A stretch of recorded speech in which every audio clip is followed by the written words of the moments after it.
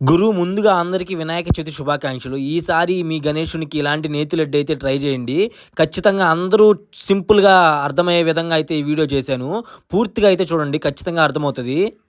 శనగపిండి అరిచి దాన్ని తెచ్చుకొని నీట్‌గా ఒక పాత్రలో పెట్టుకొని శనగపిండి ఎంత పంచదార ఎంత? శనగపిండి వేసింది 6 కేజీ. దానికి మనం అన్నమే లడ్డు కాబట్టి కొద్దిగా షుగర్ యాడ్ చేసుకుంటే దోర కలర్ వస్తుంది. తర్వాత స్వచ్ఛమైన నీళ్లు.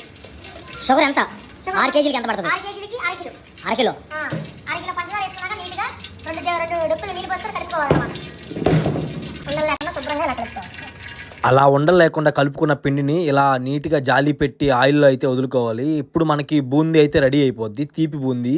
ఈ బూందీ రెడీ అయిన తర్వాత మనం ముందుగా నేతిలో వేయించి పెట్టుకున్న కిస్మిస్, జీడిపప్పు, అలాగే మీకు ఇష్టమైన డ్రై ఫ్రూట్స్ ఇంకేమన్నా వేసుకోవాలనుకుంటే వేసుకోవచ్చు. తర్వాత మనం ఏంటిది? బెల్లం లడ్డు. బెల్లం లడ్డా? బెల్లం షుగర్ లడ్డు. బెల్లం షుగర్ లడ్డు. ఎంత గురు? ఎన్ని కేజీలకి ఎంత వేయాలి? 6 కేజీలకి 8 కేజీలు తీయాలి. 6 కేజీలకి 8 కేజీలు తీపి. అలా పాకం రెడీ అయిన వెంటనే మనం రెడీ చేసి పెట్టుకున్న కిస్మిస్, అలాగే జీడిపప్పు మొత్తం అయితే దీంట్లో కలుపుకోవాలి. బూందీ కూడా వేసుకొని కొంచెం చల్లారేదాకా కలుపుకున్న తర్వాత పక్కన పెట్టుకొని లడ్డు చుట్టుకోవడమే. ఓకే గురు, ఇంకేమైనా ఆర్డర్స్ ఉంటే వినాయక చవితికి అన్నదానాలు కానీ ఇంకా స్వీట్ ఆర్డర్స్ కానీ ఏమైనా ఉంటే నా నెంబర్ బయోలో ఉంటుంది, అలాగే కాంటాక్ట్ అవ్వండి, లేదంటే మెసేజ్ చేయండి, రిప్లై ఇస్తాను. ఓకే గురు, నెక్స్ట్ వీడియోకి వెళ్తాం. బాయ్.